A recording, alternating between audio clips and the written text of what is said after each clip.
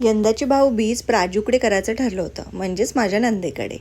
मग काय, आमची तिघांची सवारी निघाली आणि तिचा बंधू राया डिरेक्टली ऑफिसमधून तिकडे येणार होता.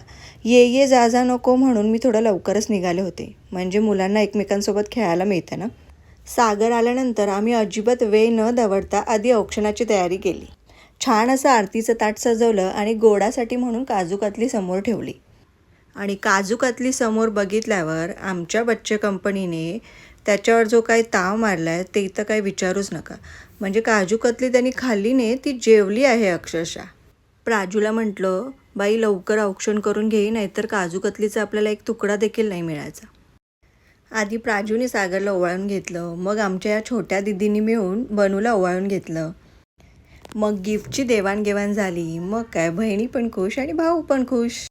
आणि आमच्या रीदा मॅडम सगळ्यांना कुंकू लावतच फिरत होत्या, कारण तिला तसं करायला खूप आवडतं. आणि हे काय, टी व्हीवर माझाच व्हिडिओ चाललो आहे. याचं कारण माहिती आहे का? कारण रीदा माझी रेग्युलर ऑडियन्स आहे. ती माझे व्लॉग्स रोज बघते. तिच्या मम्मीला तिने हैराण करून सोडलं आहे. दिवसभर तिचं हेच चालू असतं, दादा लाव, मामी लाव. आणि आम्हाला मामीची ॲक्टिंगसुद्धा करता येते बरं का.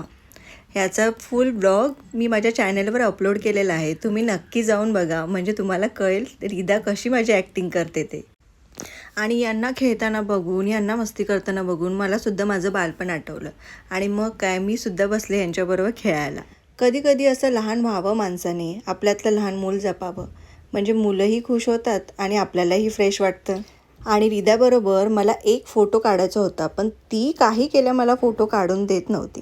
आणि अशी मज्जा मस्ती करता करता जेवणाची वेळ कधी झाली कळलंच नाही. जेवणासाठी आम्ही छान बिर्याणी मागवली होती. मग एकत्र बसून छान गप्पा मारत मारत आम्ही जेवण केलं. आणि आता निघायची वेळ झाली होती, म्हणून खाली आलो आणि गाडी काढली. आणि गाडी काढताच रीदा मॅडम मामाच्या पुढ्यात येऊन बसली.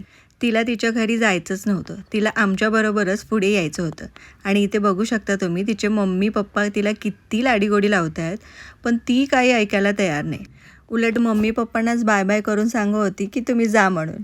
शेवटी तिला गाडीतून एक राऊंड मारून आणला. मग कुठे ती तयार झाली गाडीतून उतरायला.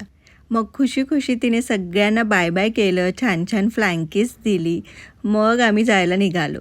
तर असा होता आमचा भाऊबीजेचा दिवस. व्हिडिओ आवडला असेल तर लाईक, शेअर, कमेंट आणि सबस्क्राईब करायला विसरू नका. चला तर भेटूया पुढच्या व्लॉगमध्ये. तोपर्यंत बाय बाय.